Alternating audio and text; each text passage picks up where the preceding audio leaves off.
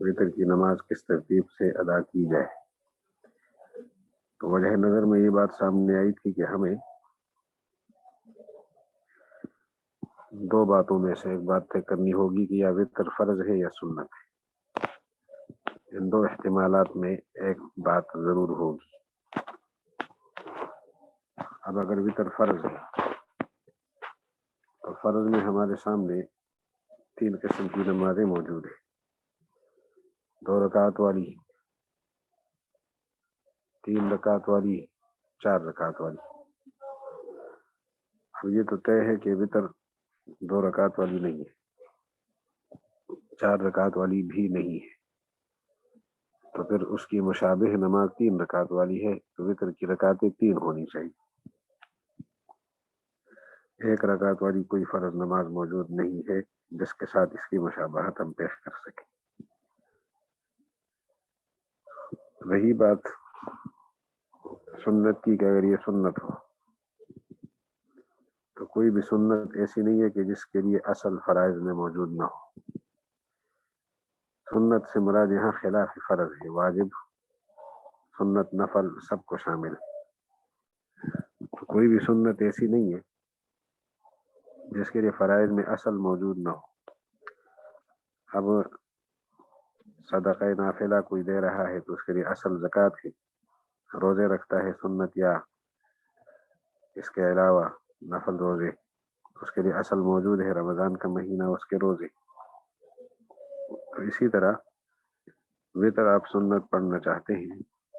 تو فرائض میں اس کے لیے اصل دیکھنی۔ تو فرائض میں ہمیں 2 رکعتیں تو ملتی ہیں، 4 رکعتیں بھی ملتی ہیں، 3 رکعتیں بھی ملتی ہیں، 1 رکعت نہیں ملتی۔ اب اگر ہم وطر 1 رکعت پڑھیں گے سنت سمجھ کر تو اس کی اصل موجود نہیں ہے، اور 3 پڑھیں گے تو اس کی اصل موجود ہے۔ 4 اور 2 تو پڑھ نہیں سکتے، وطر کے بارے میں یہ طے ہے کہ وہ 4 رکعتیں بھی نہیں ہے اور 2 بھی نہیں۔ اختلاف اس میں ہے کہ 1 ہے یا 3 ہے۔ تو 3 کے لیے اصل موجود ہے اور 1 کے لیے اصل موجود نہیں ہے، تو جس کے لیے اصل موجود ہو اس اصل کے تابع بنانا چاہیے اس فرع کو۔ یہ بات کل گزر گئی تھی اور بیچ میں رہ گئی تھی۔ ثم اردنا ان نلتمس ذلك من طریق النظر فوجدنا الوتر، ہم نے وطر کو پایا لا یخلو من احد وجہین، 2 صورتوں میں سے ایک سے یہ خالی نہیں ہے، یا تو یہ فرض ہے اور یا سنت ہے۔ فإن كان فرضا فإنا لم نر شيئا من الفرائض إلا على 3 أوجه، ہم نے فرائض کو نہیں دیکھا، فرائض میں سے کسی چیز کو نہیں دیکھا اور نہیں پایا مگر ان کی 3 صورتیں۔ فمنہ، ان فرائض میں سے ایک قسم ما ہوا رکعتان، وہ 2 رکعتیں، ومنہ ما ہوا 4، فرائض میں بعض 4 رکعتیں اور بعض 3 رکعتیں ہیں جیسے مغرب۔ وکل قد اجمع کل واحد منہم منا ومنہم، ہم میں سے اور ان میں سے سب کا اس پر اتفاق ہے کہ ان الوتر لا تکون اثنتین ولا اربعا، وتر 2 رکعتیں بھی نہیں ہیں، 4 بھی نہیں۔ فثبت بذلك انه 3، اس سے یہ پتہ چلا کہ وتر پہ 3 رکعتیں۔ هذا اذا كان فرضا، اس صورت میں جب ہم اس کو فرض سمجھیں، اور اگر ہم اس کو سنت سمجھیں فإنا لم نجد شيئا من السنن الا وله مثل في الفرض، کوئی بھی سنت ایسی نہیں ہے مگر فرض میں اس کی مثل موجود ہے۔ من ذلك، اس میں سے ایک چیز الصلاۃ، نماز بھی ہے، منها تطوع ومنها فرض، بعض نماز تطوع ہے بعض فرض ہے۔ ومن ذلك، اور اس میں سے ایک چیز الصدقات ہے، لها اصل في الفرض، جس کے لیے صدقات کے لیے فرض میں اصل موجود ہے اور وہ ہے زکوٰۃ۔ ومن ذلك، اور اس میں سے ایک چیز ہے الصیام، کہ نفل روزے کوئی رکھتا ہے تو وله اصل في الفرض، فرض میں اس کی اصل موجود ہے اس کی، وہ صیام شہر رمضان، وہ رمضان کے مہینے کے روزے۔ وما اوجب اللہ عز وجل فی الکفارات، اور جو اللہ تعالیٰ نے کفارات میں لازم کی ہے وہ بھی اس کی اصل ہے۔ نفل روزوں کی اصل رمضان کے مہینے کے روزے بھی ہیں، اور جو اللہ نے کفارات میں لازم کیے ہیں وہ بھی ہیں۔ کفارات میں اللہ نے روزے لازم کیے ہیں زہار کے کفارے میں، کہ 2 مہینے مسلسل روزے رکھے گا تو وہ فرضیت اس کی اصل ہے اس نفل روزے کی. یا اسی طرح قتل عمد میں قصداً قتل کرنے میں 2 مہینے روزے رکھنے کا حکم ہے. یا اسی طرح قسم کا کفارہ ہے اس میں 3 روزے ہیں. وہ ان نفل روزوں کی اصل ہے. تو صیام شہر رمضان اور جو اللہ نے کفارات لازم کی ہے ان دونوں کو اصل سمجھتے ہیں ان روزوں کے جو نفل کے طور پر رکھے جاتے ہیں. ومن ذلك الحج، اور ان چیزوں میں سے ایک چیز حج ہے کہ اس کو بطور نفل کے ادا کیا جاتا ہے اور اس کی بھی اصل موجود ہے فرض، وہ ہے حجۃ الاسلام، اسلام کا حج. ومن ذلك العمرہ، اور ان میں سے ایک عمرہ ہے. نفلی عمرہ تو ہوتا ہی ہے نفلی عمرہ، البتہ اس کے وجوب میں اختلاف ہے جس کو ہم اپنی جگہ بیان کریں گے. لیکن بہرحال جن لوگوں کے ہاں واجب ہے عمرہ تو نفلی عمرے کے لیے وہ اصل جو واجب عمرہ ہے وہ اصل بن چکا ہے. اس میں سے ایک چیز ہے آزاد کرنا، عتاق. وَلَهُ أَصْلٌ فِي الْفَرْضِ، اس کی بھی فرض میں اصل موجود ہے. کفارے میں غلام آزاد کرنا فرض کے درجے میں ہے، اور عام نفل ماحول میں آزاد کرنا وہ نفلی آزادی ہے. تو اس نفل عتاق کے لیے فرض میں عتاق موجود ہے، اصل موجود ہے. اس کے بعد فرماتے ہیں کہ جو فرض میں اصل ہے وہ ما فرض اللہ عز وجل فی الکتب من الکفارات والزہار، تو اللہ تعالیٰ نے کتابوں میں فرض کے کفاروں کو اور زہار کو، غلام کے آزاد کرنے کے حکم کے حوالے سے یہ بات بتا رہی کہ غلام آزاد کرنا کفارات میں اور زہار میں جو ہوتا ہے. فکانت هذه الاشیاء كلها، یہ ساری چیزیں جو پڑھی آپ نے، جو تطوع بها، ان کے ذریعے سے نفل ادا کیا جا سکتا ہے، ان کو بطور نفل کے ادا کر سکتا ہے. وَلَهَا اصول فی الفرض، اور فرض میں ان کے لیے اصول موجود ہیں. اب ہم نتیجہ نکالتے ہیں کہ کوئی بھی نفل ہو اس کے لیے فرض میں اصل موجود ہے. کوئی بھی نفل ہو، فَلَمْ نَرَ شَيْئًا يُتَطَوَّعُ بِهِ إِلَّا وَلَهُ أَصْلٌ فِي الْفَرْض، کوئی بھی نفلی چیز اس کے لیے فرض میں اصل اس کی موجود ہے.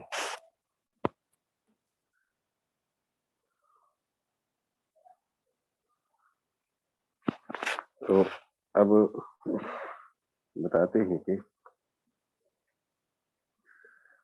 جب اس کے لیے اصل موجود ہے فرض میں، وقد رأينا اشیاء ہی فرض ولا يجوز ان يتطوع بها منها الصلاة على الجنازة. ہاں، ہمیں فرضوں میں سے ایسی چیز ضرور نظر آئی ہے کہ اس کے اندر نفل نہیں ہے.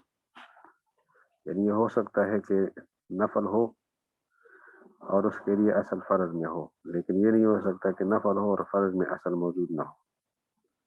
البتہ یہ ہو سکتا ہے کہ فرض ہو اور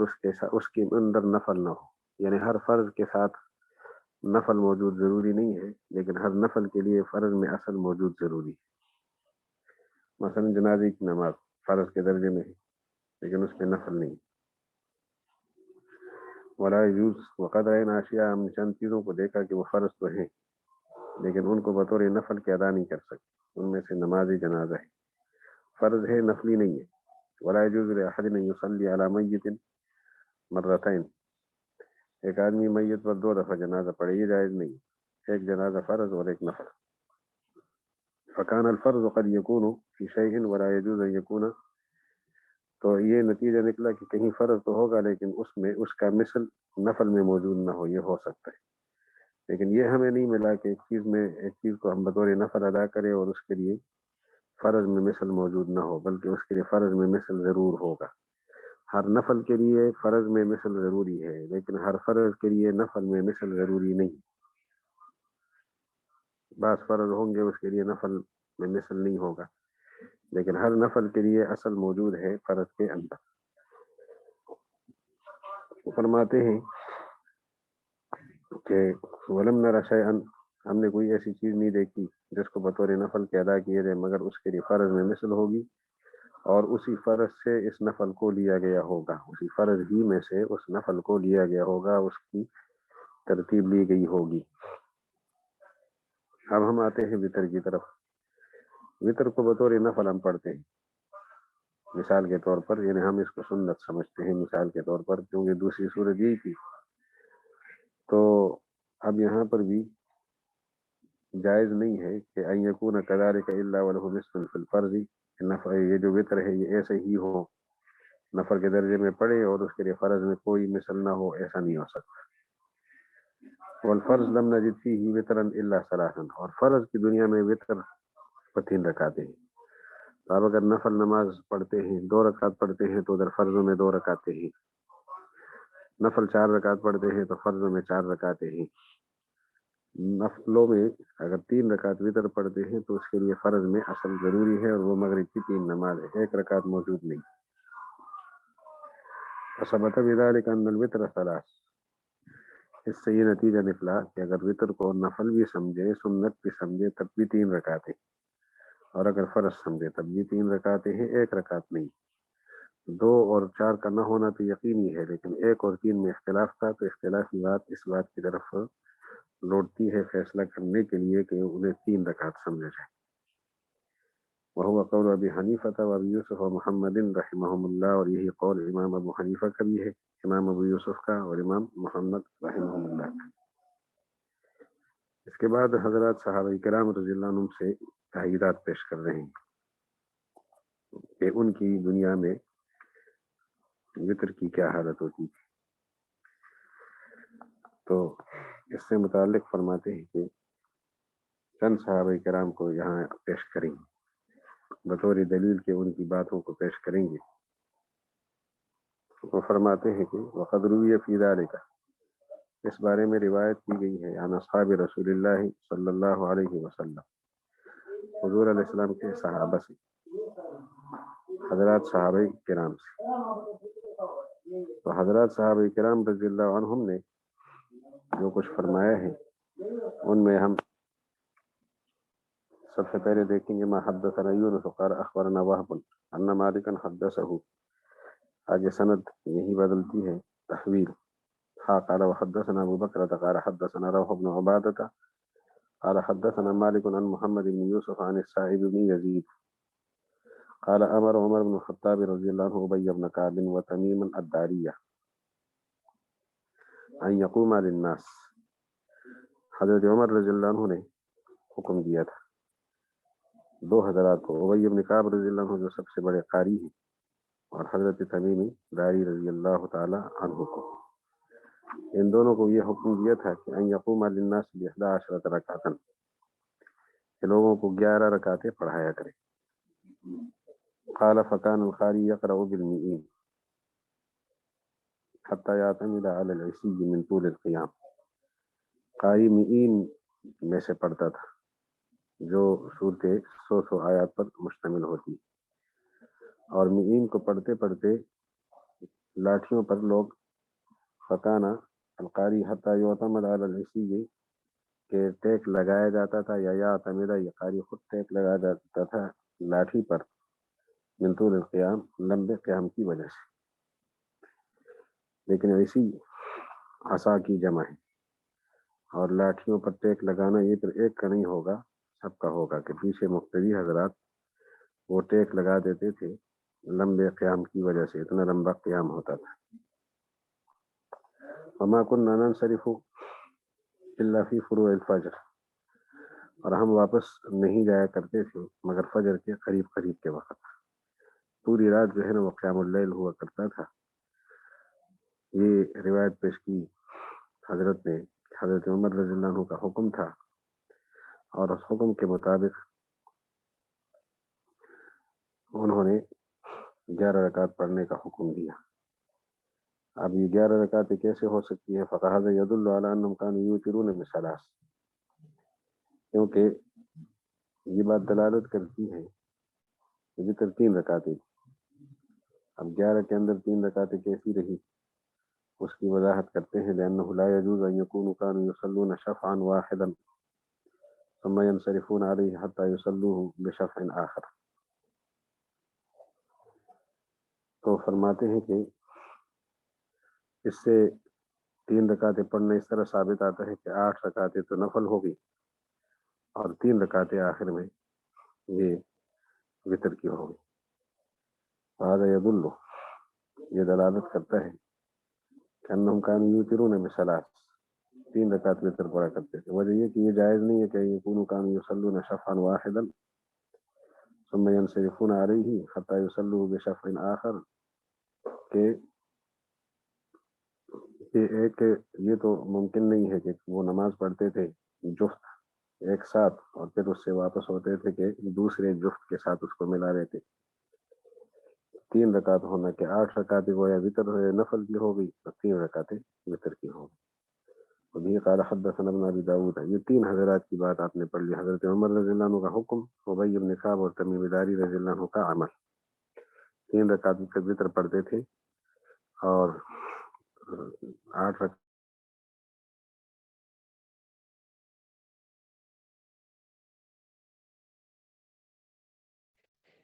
ابن ابي داود قال حدثنا يحيى بن سليمان الجوفي قال اخبرنا ابن وهب قال اخبرني عمرو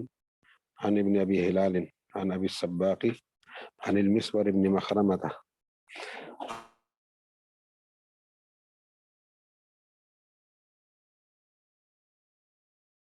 دفن کیا. فقال عمر انی لم اوتر، حضرت عمر نے فرمایا میں نے تو وطر کی نماز نہیں پڑھی. فقام، وہ وطر پڑھنے کے لیے کھڑے ہو گئے. وصففنا وراءه، ہم بھی پیچھے صف بنا کر کھڑے ہو گئے. وصلى بنا 3 رکعات لم يسلم الا في آخرهن، انہوں نے 3 رکعتیں پڑھائی اور آخر ہی میں سلام کو پھیرا. تو 3 رکعتیں حضرت عمر کا اپنا عمل سامنے آئے کہ انہوں نے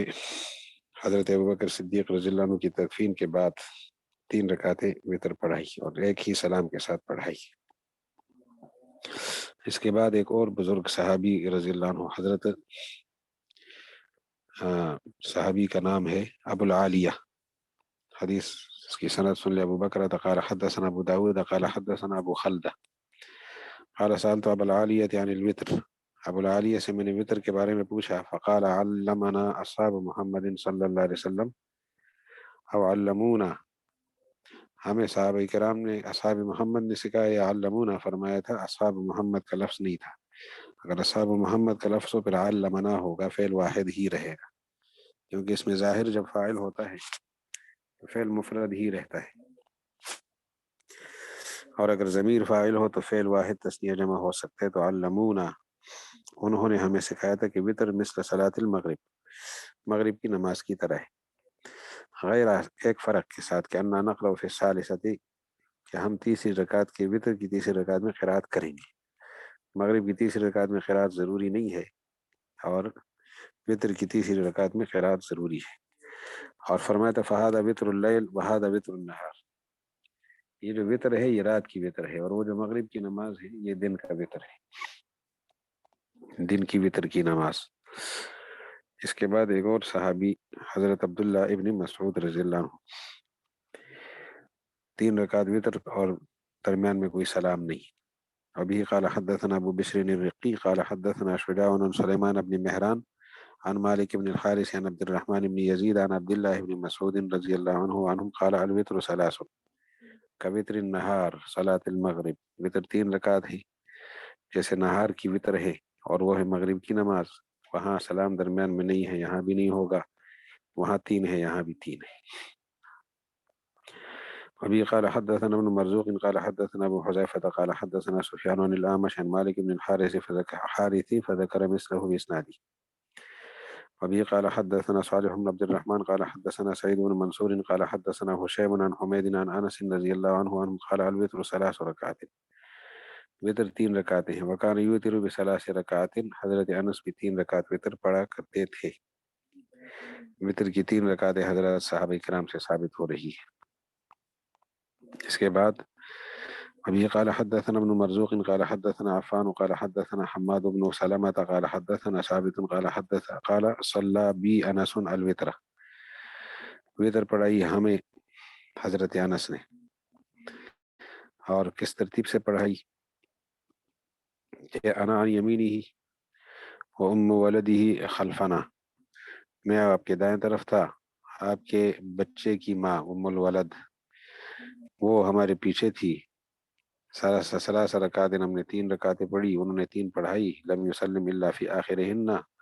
آخر ہی میں نماز سلام پھیرا انہوں نے ظننت انہ یرید ان یعلمنی، میرا خیال یہ ہے کہ وہ ہمیں وطر کا طریقہ سکھا رہے تھے کہ وطر کو اس طرح پڑھا جاتا ہے، اس لیے انہوں نے باقاعدہ صف بنا کر ہمیں وطر کی نماز پڑھائی۔ ابھی قال حدثنا ابو میتہ، حضرت انس رضی اللہ عنہ کا عمل آپ نے سن لیا۔ اس کے بعد حضرت معاذ بن جبل رضی اللہ عنہ کا واقعہ آئے گا اور زید بن ثابت کا بھی اس کو دیکھیں گے۔ تو فرماتے ہیں کہ حدثنا ابو میت قال حدثنا ابو عاصم عن ابن عجلان عن نافع والمقبري سمع معاذا القاری يسلم في الركعتين في من الوتر، کہ نافع اور مقبوری فرماتے ہیں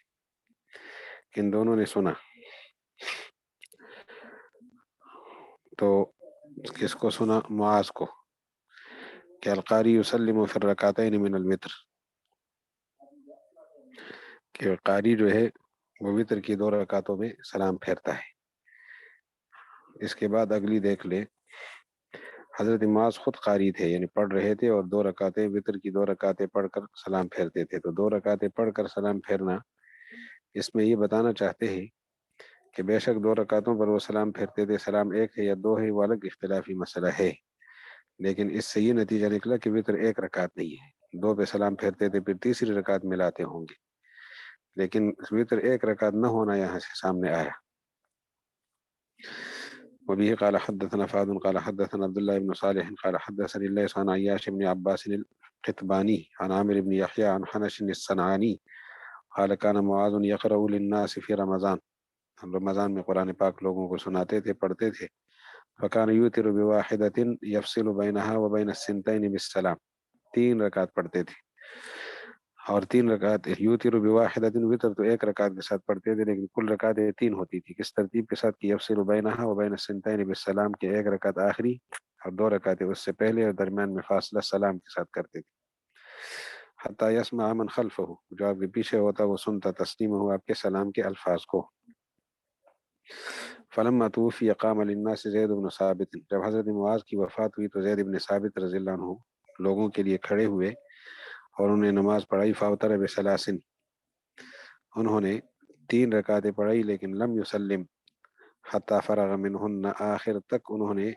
پڑھی اور درمیان میں سلام نہیں پھیرا، آخر سے جب تک فارغ نہیں ہوئے تھے سلام پھیرا ہی نہیں۔ فقال له الناس، لوگوں نے ان سے سوال کیا، سوال یہ کیا کہ حضرت یہ آپ نے کیا کیا؟ حضرت معاذ جو ہے وہ تو 2 رکعت کے بعد سلام پھیرتے تھے اور تیسری رکعت الگ پڑھتے تھے، لیکن آپ نے یہ کیا کیا؟ ارغبت عن سنت صاحبک، اپنے ساتھی کے طریقے سے تم اعراض کرتے ہو؟ قال اللہ، انہوں نے کہا نہیں، ولیکن ان اسلم، تو اگر میں نے سلام پھیرا تو ان فض الناس، لوگ بکھر جائیں گے، میں 2 رکعت کے بعد سلام پھیروں گا تو لوگ بکھر جائیں گے، تو لہٰذا 3 رکعت کے بعد سلام پھیروں گا۔ میری نظر میں یہ دونوں باتیں گنجائش رکھتی ہے، 2 کے بعد بھی اور 3 کے بعد بھی، لیکن 2 کے بعد سلام اس لیے نہیں پھیرا کہ لوگ بکھر جائیں گے۔ فہؤلاء جميعا من اصحاب رسول اللہ صلی اللہ علیہ وسلم كانوا یوترون بثلاث، ان ساری روایات کا حاصل یہ نکلا کہ وتر 3 رکعت ہے۔ ہاں یہ ضرور ہے کہ معاذ بن جبل رضی اللہ عنہ 2 رکعت کے بعد سلام پھیرتے ہیں، اور حضرت زید بن ثابت بھی کہتے ہیں 2 کے بعد سلام پھیرنے کی گنجائش ہے، ایک گنجائش دیتے ہیں ایک گنجائش نہیں دیتے۔ کچھ اور حضرات ہیں، ایک تو باقاعدہ سلام 2 کے بعد پھیرتے ہیں، ایک گنجائش دیتے ہیں، اور کچھ اور حضرات نے 3 کو اکٹھے پڑھا ہے۔ فمنهم من كان يسلم في الاثنتين ومنهم من كان لا يسلم، تو 3 رکعتیں پڑھنے والوں کی 2 قسمیں ہوگی، بعض 2 کے بعد سلام پھیرتے تھے اور بعض 2 کے بعد سلام نہیں پھیرتے تھے۔ پھیرنے والوں میں معاذ بن جبل آئے اور نہ پھیرنے والوں میں زید بن ثابت اور دوسرے حضرات آئے۔ فلما ثبت عنهم ان الوتر 3، جب ان حضرات سے یہ بات طے ہو گئی کہ وتر کی رکعتیں 3 ہیں، تو نظرنا فی حکم التسلیم بین الاثنتین منہن کیف ہوا، تو اب ہمیں اس نتیجے پر پہنچنے کے بعد کہ وتر ہے 3 رکعت،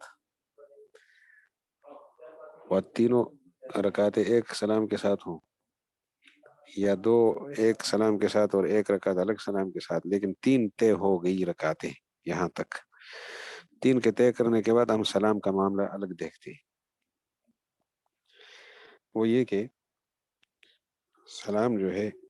وہ 2 کے بعد پھیرنا چاہیے یا 3 کے بعد پھیرنا چاہیے، یہ مسئلہ الگ دیکھتے ہیں۔ فلما ثبت عنہم، جب ان حضرات سے بات ثابت ہوگی کہ ان الوتر ثلاث، کے وتر 3 رکعتیں ہیں، نظرنا فی حکم التسلیم بین الاثنتین منہن، ان 3 رکعتوں میں سے 2 کے بعد سلام کے حکم میں ہم نے غور کیا، کیف ہوا کہ اس کا حکم کیا ہے۔ فرائن التسلیم یقطع الصلاۃ ویخرج المسلم به منها، ہم نے تسلیم سلام پھیرنے کو دیکھا کہ یہ نماز کو قطع کرنے والی چیز ہے، ختم کرنے والی چیز ہے۔ وَيَخْرُجُ الْمُسَلِّمُ بِهِ، اور سلام پھیرنے والا اس سلام کی وجہ سے نکلتا ہے، منہا اس نماز سے، حتی یکون فی غیر صلاۃ، وہ نماز کے غیر میں داخل ہو جاتا ہے، سلام پھیرنے کے بعد وہ نماز کے اندر رہتا نہیں۔ تو اب ہم وجہ نظر میں یہ بات بتائیں گے کہ آپ نے خود وتر کو 3 رکعت فرض کی طرح سمجھا ہے، اگر اس کو سنت سمجھو تب بھی مغرب کی 3 رکعتوں کی طرح ہونا چاہیے، 3 رکعتیں 3 ہونی چاہیے، اور اگر یہ واجب ہو تب بھی رکعتیں 3 ہونی چاہیے۔ تو 3 رکعتوں کی ایک نماز تب ہو سکتی ہے کہ جب درمیان میں سلام نہ ہو، جیسے مغرب کی نماز 3 رکعتیں ایک تب ہو سکتی ہے جب درمیان میں سلام نہ ہو، اگر سلام ہو پھر نماز ایک نہیں رہی، پھر 2 ہو گئی۔ تو وقد رأینا ما اجمعوا علیہ من الفرض، اور ہم نے دیکھا اس چیز کو جس پر سب کا اجماع ہے، وہ فرض ہے۔ لا ينبغي، فرض 3 رکعتوں کی فرض یا 4 رکعتوں کی، لا ينبغي ان يفصل بعضه من بعض بسلام، کہ فرض رکعتوں کو 2 کو 2 سے جدا نہیں کر سکتے، بعض کو بعض سے جدا نہیں کر سکتے سلام کے ساتھ۔ اگر درمیان میں بھی سلام پھیرتا ہے تو اس کی نماز پر اثر پڑتا ہے۔ فکان النظر علی ذلک، اس پر نظر ڈالتے ہوئے ہم اس نتیجے پر پہنچتے کہ یکون کذالک الوتر، کہ اسی طرح رہیں وتر، لا ينبغي، مناسب نہیں ہے کہ بعض کو بعض سے جدا کیا جائے سلام کے ساتھ۔ فإن قال قائل، اب اگر کسی کہنے والے نے یہ کہا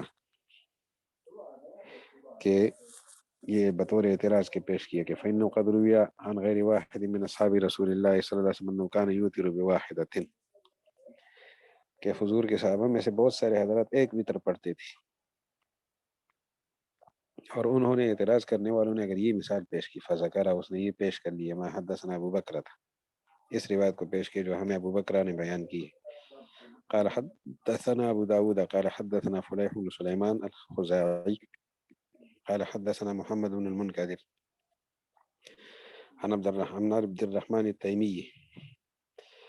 قال قلت لا يغلبني الليلة على المقام احد، کہ آج رات مجھ پر کوئی غالب نہیں آئے گا قیام اللیل میں، مقام سے مراد قیام اللیل، تو قیام اللیل میں کوئی شخص غالب آج نہیں آئے گا، آج جو ہے نا قیام اللیل میں سب سے آگے بڑھوں گا۔ فقمت اصلی، تو عبد الرحمن تیمی فرماتے ہیں کہ میں نماز پڑھنے لگا، شوق تھا نماز کا،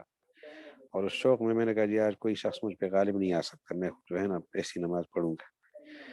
میں نماز پڑھنے لگا، فوجدت حس رجل یا حس رجل، حس رجل من خلفی زیادہ ٹھیک ہے، میں نے اپنے پیچھے سے پاؤں کی آہٹ محسوس کی، فی ظہری، جو میرے پیچھے تھی۔ فنظر، تو میں نے جب دیکھا، فیضا عثمان بن عفان، وہ حضرت عثمان بن عفان تھے، فتنحیت لہ، میں اس کے لیے تھوڑا پیچھے ہٹا، فتقدم، وہ آگے بڑھے، وہ ہم سے آگے بڑھے، فاستفتح القرآن حتی ختم، قرآن پاک کو شروع کیا یہاں تک کہ آخر تک پہنچا دیا، اور پھر رکوع کیا اور سجدہ کیا۔ میں نے کہا وہم الشیخ، کیا شیخ کو وہم ہو چکا کہ ایک رکعت میں اتنی لمبی نماز نے پورا قرآن پاک پڑھا، تو ان کو شاید خطرہ لگ گیا یا خدشہ ہو گیا یا وہم ہو گیا کہ چونکہ قرات بہت لمبی کی تو میں نے 2 رکعتیں پڑھی، حالانکہ انہوں نے ایک رکعت میں ساری قرات مکمل کی۔ فلما صلی، جب انہوں نے نماز پڑھائی، میں نے کہا امیر المومنین انما صلیت رکعۃ واحدہ، آپ نے تو ایک رکعت نماز پڑھائی ہے، تو انہوں نے کہا ہاں جی ایسا ہی ہے، اور وہ میری وتر کی نماز تھی، وتر کی نماز تھی۔ اس سے یہ پتہ چلا کہ وتر ایک رکعت ہے، حضرت عثمان نے پورا قرآن پاک اس میں پڑھا ہے، یہ کہ اعتراض کیا۔ تو اس کا جواب بڑا آسان ہے کہ حضرت عثمان رضی اللہ عنہ ایک رکعت میں آگے بڑھے اور وہ ان کو نظر آیا ہے۔ انہوں نے اعتراض اس لیے کیا کہ وتر کی رکعتیں جو ہے نا وہ ایک نہیں ہو سکتی تھی، اس سے تو ان کو اعتراض ہوا کہ یہ معمول ایک رکعت کا نہیں تھا،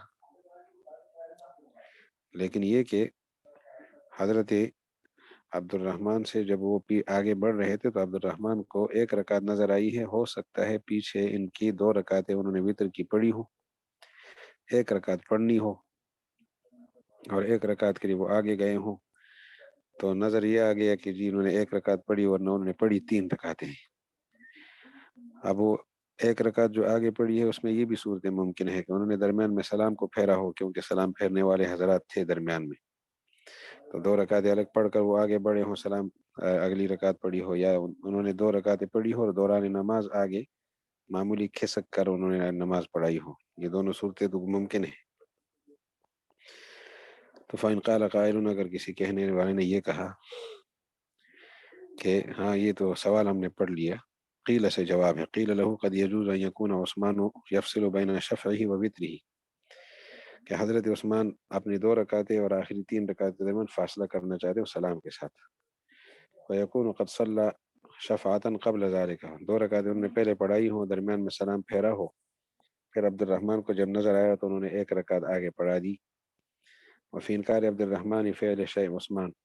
عبد الرحمن کا جو انکار ہے عثمان کے فعل پر، وفی انکاری عبد الرحمن فعل عثمان، عبد الرحمن کا جو انکار ہے عثمان کے فعل پر، اس میں دلیل ہے علی ان العادة التي قد كان جرى عليه قبل ذلك وعرفها على غیر ما فعل عثمان۔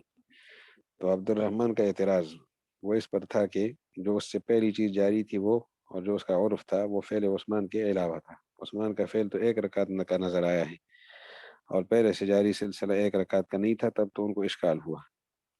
اور عبد الرحمن تو خود صحابی ہیں، انہیں معلوم بھی ہوگا کہ رکعتیں 3 ہیں، تو اس لیے ان کو اشکال ہوا اور اشکال کا پھر انہیں جواب دیا۔ فقد دخل بذلك هذا المعنى في المعنى الاول، تو یہ حدیث بھی معنی اول کی حدیثوں میں داخل ہو گئی کہ جی رکعتیں 3 ہیں۔ وَإِنْ احْتَجَّ فِي ذَلِكَ محتج، اگر وہ استدلال کرنے والا یہ استدلال کرے، یہ نیا اشکال اور نیا اعتراض ہے، وہ یہ کہ اشکال کے سعید ابن مسیب رحمہ اللہ وہ فرماتے ہیں کہ سعد بن ابی وقاص رضی اللہ عنہ کے خاندان کے لوگ مجھے یہ گواہی دے چکے ہیں کہ سعد بن ابی وقاص رضی اللہ عنہ 1 رکعت پڑھا کرتے تھے۔ فَإِنْ احْتَجَّ، سعد بن ابی وقاص تو بڑے آدمی ہیں، 10 مبشرہ میں سے ہی، تو فرماتے ہیں کہ اگر وَإِنْ احْتَجَّ فِي ذَلِكَ، اس بارے میں اگر استدلال کیا، محتج اس استدلال کرنے والے نے، بما روی عن سعد، جو مروی ہے سعد بن ابی وقاص سے، فإنه قد حدثنا، کیونکہ وہ روایت ہمیں سنائی ہے، یونس قال حدثنا عبد الله بن يوسف قال حدثنا بكر بن مزر عن جعفر بن ربيعة حدثهم عن يعقوب بن عبد الله بن الأشج عن سعيد بن المسيب قال شهد عندي من شئت من آل سعد بن ابی وقاص، میرے پاس وہ لوگ حاضر ہوتے تھے جن کو میں چاہتا تھا، اور وہ حضرت سعد بن ابی وقاص کے خاندان کے لوگ تھے، انہوں نے یہ گواہی دی، شاہدہ انہوں نے گواہی دی عندی میرے پاس، وہ یہ کہ ان سعد بن ابی وقاص کان یوتر بواحدہ، کہ سعد بن ابی وقاص 1 رکعت پڑھا کرتے تھے، اور اس کی دوسری سند بھی دیکھ لیں، وہی قال حدثنا صالح بن عبد الرحمن قال حدثنا سعید بن منصور قال حدثنا حشیم قال حدثنا حسین عن مصعب بن سعد عن ابیہ انه كان یوتر بواحدہ، مصعب بن سعد ابن ابی وقاص وہ اپنے باپ سعد ابن ابی وقاص کے حوالے سے فرماتے ہیں کہ وہ وطر 1 رکعت پڑھا کرتے تھے، تو سعد ابن ابی وقاص کی نماز جو وطر کی تھی وہ 1 رکعت تھی، یہ بات ہمیں مل گئی۔ اس کے بعد ایک اور دلیل سے دیکھ لیں، ابھی قال حدثنا محمد بن خزیمة قال حدثنا عبد الله بن رجاء قال حدثنا شعبة عن عمرو بن مرة عن عبد الله بن سلمة قال امنا سعد بن ابی وقاص رضی اللہ عنہ، عشاء کی نماز پڑھائی سعد بن ابی وقاص نے، فی صلاۃ العشاء، عشاء کی نماز میں امامت کی انہوں نے، الآخرہ جو عشاء آخرہ کی نماز ہے، فلما انصرف، جب وہ مڑے، تنحى فی ناحیۃ المسجد، وہ مسجد کے کنارے میں کھڑے ہو گئے، فصلی رکعتا، انہوں نے 1 رکعت پڑھی، فتبعته، میں اس کے پیچھے گیا، فاخذت بیدہ، میں نے ان کا ہاتھ پکڑا، میں نے کہا یا ابا اسحاق ما هذه الرکعہ، یہ 1 رکعت کیا ہے؟ فقال وطر، یہ وطر ہے، تو انام علیہ، جس پر میں سویا کرتا ہوں، یعنی پڑھ کر اس کے بعد سوتا ہوں۔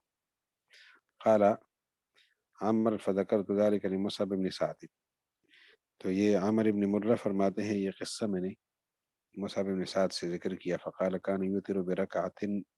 یعنی سعدن، یعنی سعدن ان کی مراد سعد ہے، سعد ایک رکعت پڑھا کرتے تھے، کان یوتر وہ وتر پڑھتے تھے برکعت ایک رکعت، اور مراد ان سے سعد ہے۔ یہ سوال آ گیا کہ سعد بن ابی وقاص تو وتر ایک رکعت پڑھتے ہیں، اس کا جواب کہ اس میں بھی وہی احتمال ہے کہ دو رکعت الگ پڑھ کر تیسری جگہ گئے، درمیان میں سلام پھیرا اور ایک الگ جگہ جا کے انہوں نے ایک رکعت پڑھ لی، تو تین رکعت کے درمیان سلام پھیرتے ہوں، یہ احتمال موجود ہے۔ اور جب احتمال موجود ہے تو استدلال آپ نہیں کر سکتے۔ قیل له، اس معترض سے کہا جائے گا قد یجوز ان یکون سعد فعل ذلك فی ذلك ما احتمله ما فعل عثمان فیما ذکرنا قبله، سعد نے جو کچھ کیا اس بارے میں محتمله ما فعل عثمان، جس کا احتمال وہ چیز رکھتی ہے جو کام حضرت عثمان نے کیا، اس کا احتمال موجود ہے، جس کا ذکر ہم پہلے کر چکے ہیں کہ دو رکعتیں الگ پڑھی،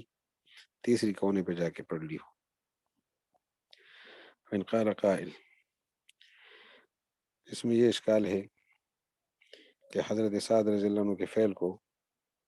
حضرت عثمان کے فعل کی تعویل میں داخل کرنا صحیح نہیں ہے، اس لیے کہ حضرت عثمان رضی اللہ تعالیٰ عنہ کا جو عمل پڑا تھا آپ نے کہ مسجد کے کنارے پر کھڑے ہو کر انہوں نے ایک رکعت نماز پڑھی تھی، وہاں کوئی شفع کا یعنی دو رکعتوں کا ذکر نہیں ہے، تو آپ حضرت عثمان کی طرح کا فعل ان کو بنا دے کہ وہ تین رکعتیں ہو سکتی ہے، لہٰذا یہ بھی تین ہو سکتی ہے، وہ تو صاف صاف ایک رکعت کا اعلان وہاں نظر آتا ہے۔ تو اس لیے فإن قال قائل ففي حدیث عمرو بن مرة ما يدل على خلاف ذلك، اس کے خلاف لأنه قال صلى بنا فلما انصرف، جب وہ واپس لوٹے تو انہوں نے ایک رکعت پڑھی، فلما انصرف، حضرت عثمان نے نہیں، حضرت سعد بن ابی وقاص نے نماز پڑھائی تھی، مطلب سعد بن ابی وقاص، عمر بن مرہ کے الفاظ میں صاف صاف موجود ہے کہ یہاں پر سعد بن ابی وقاص نے جو نماز پڑھائی، فلما انصرف، جب وہ مڑے انہوں نے ایک رکعت پڑھی، فلما انصرف، ایک رکعت کا صاف لفظ موجود ہے، دو رکعتوں کا کوئی امکان نہیں نظر آ رہا ہے، انہوں نے نماز پڑھائی، نماز سے فارغ ہوئے ایک رکعت پڑھی، یہ بات بالکل واضح ہے۔ تو اب اس کا کیا جواب دیں گے آپ؟ اشکال انشاءاللہ سمجھ آیا ہوگا کہ عمر بن مرہ کی روایت میں واضح الفاظ ہے کہ سعد بن ابی وقاص نے نماز پڑھائی، نماز پڑھانے سے جب فارغ ہوئے تو انہوں نے ایک رکعت پڑھی تھی، تو حضرت عثمان کے فعل کے ساتھ ان کو کیسے جوڑ سکتے ہیں؟ حضرت عثمان کا فعل تو الگ ہے، سعد کا فعل بالکل الگ نظر آ رہا ہے۔ اس کا جواب دیتے ہیں کہ قیل له، اس معترض سے کہا جائے گا قد یجوز ان یکون ذلك الانصراف والانصراف الى منزله وقد صلى قبل ذلك بعد انصرافه من صلاته۔ اب یہ مسئلہ ہے کہ فلما انصرف لفظ جو ہے نا، اس میں ایک احتمال موجود ہے، وہ یہ کہ وہ گھر گئے ہوں، گھر سے واپس آئے ہوں، تو ممکن ہے گھر میں دو رکعت پڑھ کر باہر آ کر ایک رکعت پڑھی ہو، درمیان میں سلام کو پھیرا ہو، یہ احتمال بھی موجود ہے۔ قیل له قد یجوز ان یکون ذلك الانصراف والانصراف الى منزله، یہ جو انصراف تھا نماز سے، وہ گھر گئے ہوں اور وہاں اس سے پہلے نماز پڑھ کر آئے ہوں، بعد انصرافی من صلاته، نماز سے جب واپس چلے گئے، گھر جا کر انہوں نے دو رکعتیں پڑھی اور وہاں سے مسجد میں آ کر پھر ایک رکعت پڑھی، یہ احتمال موجود ہے۔ تو دو رکعتوں کے درمیان سلام پھیرنا ان کی نظر میں ہوگا، رکعتیں دو نہیں ہے، ایک نہیں ہے، تین ہے، دو رکعتیں ممکن ہے گھر میں پڑھ کر آئے ہوں۔ وقد حدثنا ابو میۃ قال حدثنا عبد الوهاب بن عطاء قال حدثنا داود بن ابي هند عن عامر قال كان آل سعد وآل عبد الله بن عمرو وآل عبد الله بن عمر رضي الله عنهم يسلمون في الركعتين من الوتر ويوترون بركعتين۔ یہ عامر رضی اللہ عنہ رحمہ اللہ فرماتے ہیں کہ آل سعد کا اور آل عبداللہ بن عمر کا یہ معمول تھا کہ دو رکعتوں کے بعد وتر کے، دو رکعتوں کے بعد سلام پھیرتے تھے اور ایک ایک رکعت وتر پڑھتے تھے، تو وتر گویا کل تین رکعتیں ہو گئی، دو کے بعد سلام پھیرنا اور ایک رکعت الگ پڑھنا، تو رکعتیں تین ثابت ہو گئی، اگرچہ درمیان میں سلام پھیرتے تھے۔ پھر اس کے بعد فرماتے ہیں فقد عاد ذلك الى قول الذين ذهبوا الى ان الوتر ثلاث، یہ معاملہ بھی اسی قول کی طرف گیا کہ وتر جو ہے وہ تین رکعتیں ہیں۔ ہاں، فقط بین الشعبی، اس کو دیکھ لیں، فقط بین الشعبی فی هذا الحدیث مذہب آل سعد فی الوتر، امام شعبی نے سعد بن ابی وقاص کے خاندان کا مذہب ذکر کی ہے یہاں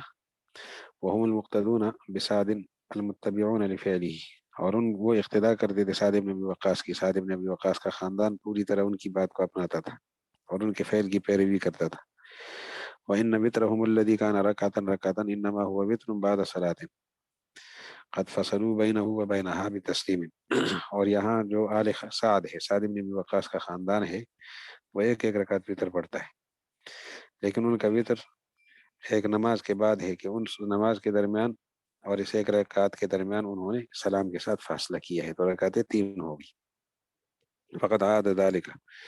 الى قول الذين ذهبوا. سعد بن ابی وقاص کا یہ عمل بھی اس آدمی کے، ان لوگوں کے قول کی طرف لوٹ چکا، ذهبوا، جو اس بات کی طرف گئے ہیں کہ ان الوتر ثلاث، کے وطر 3 رکعتیں ہیں. تو سعد بن ابی وقاص نے جو کمرے کے کونے میں، یعنی مسجد کے کونے میں ایک رکعت پڑھائی تھی، اس میں جو احتمال ہم نے پیش کیا تھا کہ ممکن ہے گھر گئے ہوں، گھر سے واپس آئے ہوں، گھر میں 2 رکعتیں پڑھ کر ایک رکعت پھر مسجد میں پڑھی ہو. نماز پڑھانے کے بعد پہلے گھر گئے، گھر میں 2 رکعتیں پڑھی، پھر واپس مسجد میں آئے اور ایک رکعت پڑھی. اس کی تائید اس سے ہوتی ہے کہ آل سعد، سعد بن ابی وقاص کا خاندان جو ہے وہ اس بات کا قائل تھا کہ رکعتیں 3 ہیں، 2 الگ سلام کے ساتھ اور ایک الگ سلام کے ساتھ، تو ایک رکعت کا مسئلہ کالعدم ہوا. اس کے بعد وحدثنا بکار قال حدثنا ابو داود قال حدثنا حماد عن حماد عن ابراہیم ان ابن مسعود رضی اللہ عنہما وعنہما عاب ذلك على سعد، کہ عبداللہ ابن مسعود بہت بڑا نام ہے، لیکن سعد ابن ابی وقاص رضی اللہ عنہ، کیونکہ وہ 10 مبشر میں سے ہی. حضرت عبداللہ ابن مسعود رضی اللہ عنہ کا مقام حضرت سعد ابن ابی وقاص کا مقام جب جائزہ لیتے ہیں تو سعد کا مقام بہت بلند ہے. لیکن ہمیں نظر آ رہا ہے کہ ابن مسعود رضی اللہ عنہ اعتراض کرتے ہیں سعد ابن ابی وقاص پر کہ یہ کیوں اس طرح کرتے ہو، ایک رکعت کو الگ کیوں پڑھتے ہو. تو ایک رکعت کو الگ پڑھنے کے اوپر جو حضرت ابن مسعود کا اعتراض ہے، یہ بات تب ہو سکتی ہے کہ ان کی نظر میں کوئی مستقل دلیل موجود ہوگی، ورنہ بلا دلیل اپنی رائے سے کیسے وہ اعتراض کر سکتے تھے. سعد ابن ابی وقاص کے ساتھ پیغمبر علیہ السلام کا عمل ہے اور ابن مسعود رضی اللہ عنہ کے پاس صرف قیاس ہے، پھر تو اعتراض کی گنجائش نہیں تھی. اعتراض کی گنجائش تب بنتی ہے کہ سعد ابن ابی وقاص رضی اللہ عنہ کے پاس پیغمبر علیہ السلام کا عمل ہو اور حضرت ابن مسعود کے پاس بھی پیغمبر علیہ السلام کا عمل ہو، تو اس کو اس کا ناسخ بنا سکتے ہیں، یا ان کے پاس پیغمبر کا عمل ہو، ناسخ بنائے یا نہ بنائے، لیکن اعتراض کی وجہ بن گئی. تو حضرت ابن مسعود رضی اللہ عنہ عاب ذلك على سعد، عیب لگا چکے ہیں یہ سعد پر. ومحال عندنا، ہمارے ہاں یہ بات ناممکن ہے، ان یکون عبداللہ عاب ذلك، کہ عبداللہ ابن مسعود نے یہ عیب لگا دیا سعد پر، یعنی یہ تنقید کی. مع نبل سعد، باوجود یہ کہ سعد نبیل بزرگ ہیں، بڑی شان والے ہیں، وہ علم ہی، اور ان کا علم بھی بہت زیادہ ہے. الا لمانن، مگر یہ جو اعتراض کیا ہے اور یہ تنقید کی ہے ایک وجہ سے. وہی قد ثبت عنده کہ ابن مسعود رضی اللہ عنہ کے پاس وہ چیز ثابت ہو گئی تھی، وهو اولا من فعلی. اور سعد عبداللہ ابن مسعود کا جو عمل ہے اور اعتراض ہے وہ حضرت سعد کے فعل کے مقابلے میں اولا ہے. ولو كان ابن مسعود انما خالفه برأيه، کیونکہ ابن مسعود اگر مخالفت کرتے اپنی رائے سے، لما كان رأيه اولا من رأي سعد، تو صرف رائے کی بنیاد پر اختلاف میں تو یقیناً سعد کی رائے غالب ہوگی کہ ان کی شان بڑی ہے. لیکن ابن مسعود رضی اللہ تعالیٰ عنہ جب اعتراض کرتے ہیں تو یقیناً حضور علیہ السلام کے پاس سے کچھ ان کے پاس ہوگا. ولما عاب ذلك على سعد، تو صرف اپنی رائے سے حضرت ابن مسعود اعتراض کر نہیں سکتے تھے. اعتراض جب انہوں نے کیا ہے تو اذا كان ما اخذ ذلك منه هو الرأي، تو جس چیز پر انہوں نے گرفت کی ہے وہ ضروری نہیں ہے کہ وہ حضور علیہ السلام کا عمل ہو. ابن مسعود کے پاس حضور کا عمل ہو اور سعد کے پاس ان کی اپنی رائے ہو، تو انہوں نے اپنی طرف سے ان کی رائے پر اعتراض کیا ہے، پیغمبر پر اعتراض نہیں ہے. ولكن الذي علمه ابن مسعود، جس چیز کو ابن مسعود سمجھے ہیں، مما خالف، جو مخالف فعل سعد، سعد کے فعل کے خلاف، فی ذلك وغیر الرأی، ابن مسعود جو کچھ جان چکے ہیں جو سعد کے فعل کے خلاف ہے، وہ رائے نہیں ہے. سعد ابن ابی وقاص اپنی رائے سے ایک رکعت پڑھتے ہوں گے، ابن مسعود نے پیغمبر کے حوالے سے جو کچھ سمجھا تھا اس کی بنیاد پر اعتراض کیا ہے. کیونکہ حضرت ابن مسعود رائے کی بنیاد پر سعد ابن ابی وقاص پر اعتراض نہیں کر سکتے کہ شان ان کی بہت بڑی ہے. لیکن یہاں یہ صورتحال نظر آتی ہے کہ ابن مسعود کا اعتراض بتاتا ہے کہ سعد بن ابی وقاص اپنی رائے سے چلتے تھے، یہاں ان کا اپنا قیاس تھا، اور حضرت ابن مسعود نے حضور سے سنا تھا یا حضور کو دیکھا تھا، تو اس لیے ان کو اعتراض کا موقع ملا اور اعتراض کرنا بجا ہوا۔ تو یہ اعتراض بھی بتاتا ہے کہ وتر 3 رکعتیں ہی، ایک نہیں ہے۔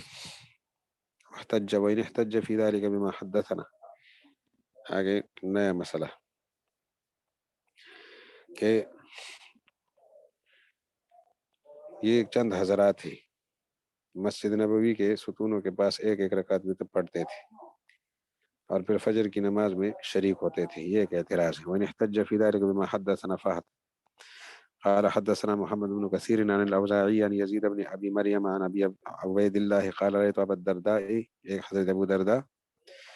وفضال ابن عبید، فضال ابن عبید ہو گئے دوسری شخصیت، تیسری معاذ ابن جبل، یہ تین حضرات یدخلون المسجد، مسجد میں داخل ہوتے تھے، والناس فی صلاة الغدات، اور لوگ فجر کی نماز میں شامل ہوتے، فیتنحون، یہ حضرات، یہ جو تین حضرات ہیں یہ پیچھے ہٹ جاتے لباز السواری، کچھ ستونوں کے پاس، سواری ساریہ کی جمع ستون، فیوتر کل واحد منہم برکعت، ہر ایک ایک رکعت وتر پڑھتا، پھر لوگوں کے ساتھ نماز میں شامل ہو جاتی۔ تو رات کو وتر نہیں پڑھی، فجر کی نماز میں لوگ شامل ہیں، یہ آئے اور ان نے پہلے وتر پڑھی اور پھر نماز میں شامل ہو گئے۔ اس کا کیا جواب ہوگا؟ تو جواب دیتے ہیں کہ دیکھو وہ گھر سے آئے ہیں نا، اور مسجد میں اگر انہوں نے ایک رکعت پڑھی ہے تو 2 رکعت ممکن ہے گھر میں پڑھ کر آئے ہوں، وتر تو 3 رکعت ہی ہیں، لیکن درمیان میں یہ سلام پھیر کر ایک رکعت کو الگ پڑھتے ہوں، 2 گھر میں پڑھ کر ایک مسجد میں پڑھنے آئے ہوں، درمیان میں وہ مسجد میں آنا جانا آپ کو شک میں ڈال رہا ہے کہ ایک رکعت پڑھی ہے ورنہ 3 پڑھی ہے۔ قیل له قد يجوز ان يكون ذلك كان ما منهم بعد ما كانوا صلوا في بيوتهم اشفاعا، کہ ان کا یہ عمل ایک رکعت وتر پڑھنا ان سے کب ہو کہ جب انہوں نے اپنے گھر میں 4 رکعتیں پڑھی ہوں، 2 رکعتیں پڑھی ہوں، اشفاعا کثیرتن، اشفاعا کثیرتن، 2 رکعتیں بہت زیادہ پڑھی ہوں، 2 کر کے بہت پڑھی ہو، فکان ذلك الذي في بيوتهم والشفع وما صلوا في المسجد هو الوتر، فيعود ذلك اذا الى ان الوتر 3، تو وہ جو 2 رکعتیں پڑھی ہے پیچھے وہ شفع ہو گئی، اور ایک رکعت ساتھ ملائی وتر ہو گئی، یہ ایک 2 کے ساتھ ملائی ہے، درمیان میں سلام پھیرا ہے۔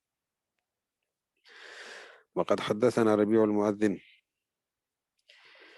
اب ربیع مؤذن سے آخری دلیل پیش کرتے ہیں،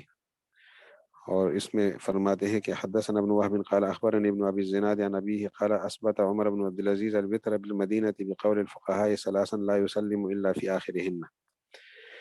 عمر بن عبد العزیز نے مدینہ منورہ میں وتر کو لازم کیا تھا، اعلان کیا تھا باقاعدہ اس کا فقہا کے قول کے مطابق کہ وہ 3 رکعتیں ہوں گی اور ان کے آخر میں سلام ہوگا، 3 رکعتیں آخر میں سلام، عمر بن عبد العزیز نے یہ باقاعدہ اعلان کروایا تھا فقہاء مدینہ کے قول پر۔ فقہاء مدینہ مشہور شخصیات ہیں، 7 فقہاء مدینہ، حضرت عروہ ابن الزبیر رضی اللہ عنہ حضرت عائشہ کے شاگرد ہیں، سعید ابن مسیب رحمہ اللہ، قاسم ابن محمد رحمہ اللہ، ابو بکر ابن عبد الرحمن، اور اسی طرح خارجہ ابن زید، اور عبید اللہ ابن عبداللہ ابن عتبہ ابن مسعود رضی اللہ عنہ کی اولاد میں ہے عبید اللہ، اور سلیمان ابن یسار، یہ 7 حضرات ہیں فقہاء 7 اور فقہاء مدینہ، یہ فقہاء مدینہ کہلاتے ہیں۔ تو ان کے کہنے پر 3 رکعتیں لازم کی تھی، تو اس لیے دیکھ لیے وبه قال حدثنا ابو العوام محمد بن عبد الله بن عبد الجبار المرادي قال حدثنا خالد بن نزار الايلي قال حدثنا عبد الرحمن بن ابي الزناد عن ابيه عن السبعه سعيد بن المسيب وعروة بن الزبير والقاسم، یہ 7 یہ حضرات کے 7 فقہا، سعید بن مسیب، عروہ بن الزبیر، قاسم بن محمد، ابی بکر بن عبد الرحمن، خارج بن زید، عبید اللہ بن عبداللہ، اور سلیمان بن یسار، فی مشیخت، بزرگوں میں، سواہم جو ان کے علاوہ بھی تھے، اہل فقہ، دوسرے فقہا یعنی، وصلاح، اور فضل، صلاح اور فضل والے لوگ تھے، تو ان سب نے یہ فیصلہ سنایا کہ 3 رکعتیں، وربما اختلفوا فی الشیء فآخذوا بقول اکثرهم وافضلهم رأیا، اگر انہوں نے کسی چیز میں اختلاف کیا ہے تو یہ سعید ابن مسیب، یہ جو ابو الزناد ہے وہ فرماتے ہیں، ابو الزناد کہ اگر انہوں نے کسی چیز میں اختلاف کیا بھی ہے تو میں ان میں سے اکثر اور افضل کی قول کو لوں گا، رائے کے لحاظ سے جو افضل ہے، فکان مما وعیت عنہم علی هذه الصفة، اور یہ بزرگ فرماتے ہیں حضرت عبد الرحمن ابن ابی الزناد اپنے والد سے جو ابو الزناد سے نقل کرتے ہیں کہ میں نے ان بزرگوں سے جو نقل کیا وہ یہ ہے کہ ان الوتر ثلاث لا يسلم الا فی آخرہم، وتر آخر میں ہی سلام پھیریں گے اور رکعتیں 3 ہیں۔ فهذا من ذکرنا من فقہاء المدینة وعلمائهم، فقہاء مدینہ اور ان کے علماء قد اجمعوا ان الوتر ثلاث،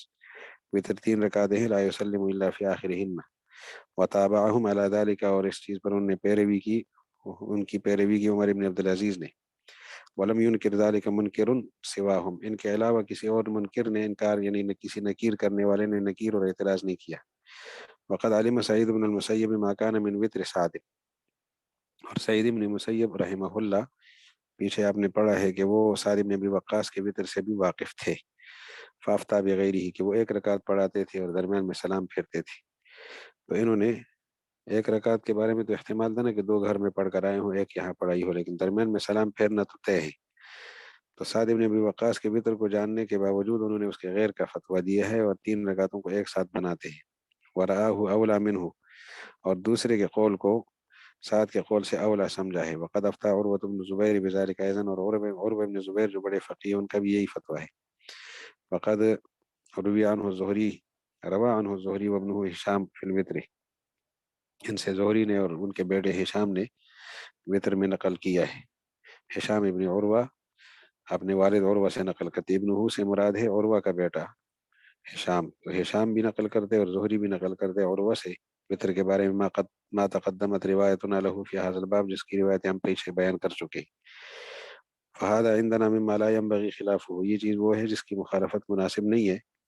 لما قد شہدوا له من حدیث رسول اللہ صلی اللہ علیہ وسلم، کہ اس کے لیے گواہی حضور کی حدیثوں سے بھی ملی، ثم فعل اصحابہ، پھر حضور کے صحابہ کے افعال بھی ملے، واقوال اکثرہم من بعدہ، اور آپ کے بعد بہت سارے حضرات کے اقوال بھی ملے، ثم اتفق علیہ تابعوہم، اور ان کے تابعین نے 7 فقہا اور کچھ اور فقہا نے ان کی پیروی میں ایک قسم کا اتفاق کیا ہے۔ تو رکعت وتر کی 3 ہی ہوں گی، 2 نہیں ہوں گی، اور 3 جو ہوں گی وہ ایک سلام کے ساتھ ہوں گی۔